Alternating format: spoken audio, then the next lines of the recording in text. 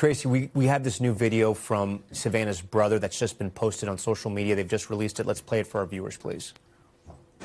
This is Camron Guthrie. I'm speaking for the Guthrie family. Whoever is out there holding our mother, we want to hear from you. We haven't heard anything directly. We need you to reach out, and we need a way to communicate with you so we can move forward. But first, we have to know that you have our mom.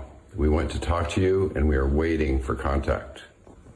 All right, we're going to go back to Tracy in a moment. I want to get right out to Liz Kreutz, who's been leading our coverage out there in Tucson. Liz, so you've seen this video. Now our viewers have seen this video. It's upsetting because it sounds like this deadline's approaching and the Guthries have not been contacted about how to make contact with this alleged abductor if this is legitimate. Exactly, Tom. I mean, I'll tell you, it's 5:11 right now where we are in Tucson. So 10 minutes after this first deadline, we know from the FBI that there are two deadlines. There's this 5 o'clock deadline today, and then there's the deadline on Monday. And so clearly they are trying any kind of avenue they can to make it known and project and telegraph to whoever this may be that they want to negotiate, they want to talk, and they are willing to open that line of communication. Clearly, we saw that first step last night when Savannah and her family put that video out 24 hours before the deadline. It would seem, and we could maybe glean from this, that to no avail. They haven't been able to make any kind of communication.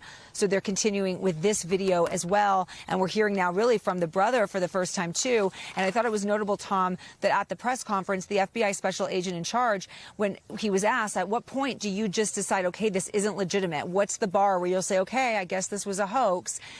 He didn't give an exact answer, but he did say that usually in these sorts of situations, he said, by now, typically we would have been able to make contact with somebody like this. So remains to be seen if they're going to be successful. And again, this is just a reported note. We don't know the validity of it. It's incredibly frustrating, right? And let's just so our viewers are clear, right? It is still unclear if these ransom notes, we believe there are two of them, are even legitimate to begin with.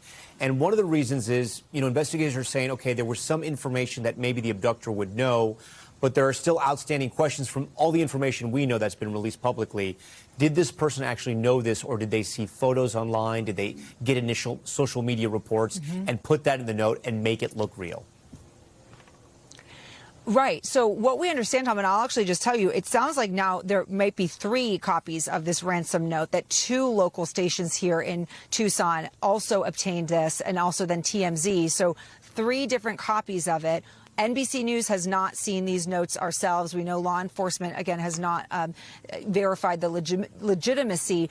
From what we understand, they were sent to some local stations via email. I think in one of the cases, it may have been sent through a tip line for the news station. Those news stations saw it, clearly saw something in it that made them think it was legitimate enough, with more personal enough information, that they immediately passed it on to law enforcement. And today, the sheriff was praising to us that the local news stations did that. That's how it got elevated through the system. We do not know some of the most personal details that are in there. They're withholding that. We do know about the Apple Watch that was mentioned, and also the floodlights. And what's challenging there, Tom, is those are 2 things that are also publicly available. Pretty early on in this investigation, it came out that through some reporting that she had an Apple Watch, and if you're at the house, you can see the floodlights. So it's hard to know, you know, maybe that person just happened to see the reporting and put that in the know. Liz, I want to get back to our expert in a second, but I have one more question for you. Do we know if the ransom notes were sent to those local stations at the same time? I believe they were at different times, but I'm not 100% certain on that. But the way that it came out in the reporting, at least, it came out at different times. So it was first we found out about one station, TMZ, and then eventually we found out about another station. Okay, Liz Kreutz, I'm sure you're going to be standing by for. We thank you for watching, and remember, stay updated on breaking news and top stories on the NBC News app, or watch live on our YouTube channel.